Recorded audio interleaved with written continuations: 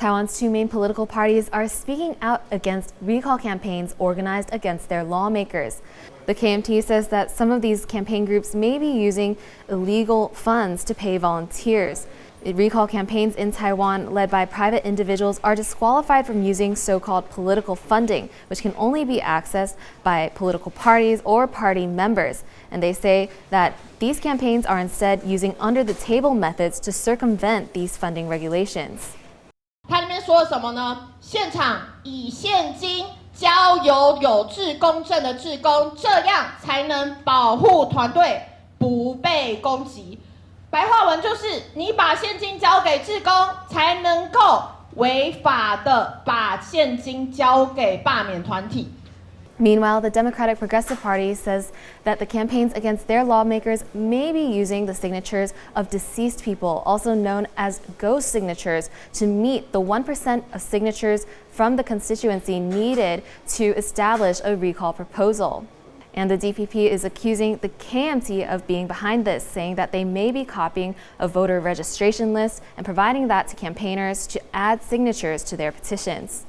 只有一种可能，就是国民党利用他们手上掌握的名册，大规模的进行所谓不实联署、虚假联署、抄袭名册的联署。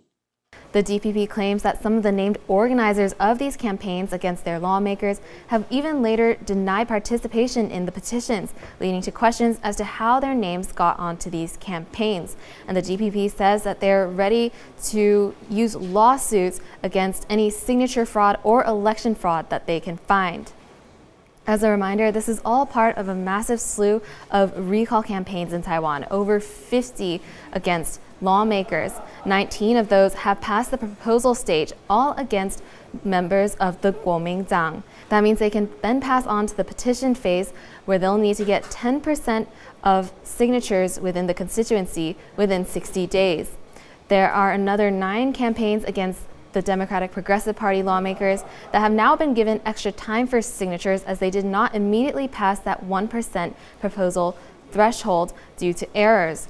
And we're expecting more results to be released later this week from about 24 more campaigns. Originally, there were 52 campaigns total established against Taiwan's lawmakers, 34 against lawmakers from the KMT, 1 against an independent aligned with the KMT, and 17 against members of the Democratic Progressive Party. This is all part of clashes between the two parties in the legislature that have since threatened to paralyze Taiwan's government, with clashes over legislation and fierce disagreements over the budget and constitutional court.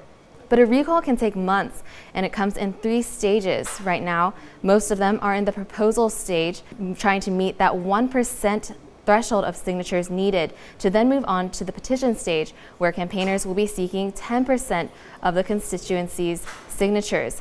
And lastly, it will be put to a vote. The campaigns still have the big challenge of getting through the second petition phase and the final public voting stage to get through. So it looks like these lawmakers and parties are going to be fighting a long battle ahead. Klein, Wang, Justin Wu, and Tiffany Wong for TaiwanPlus.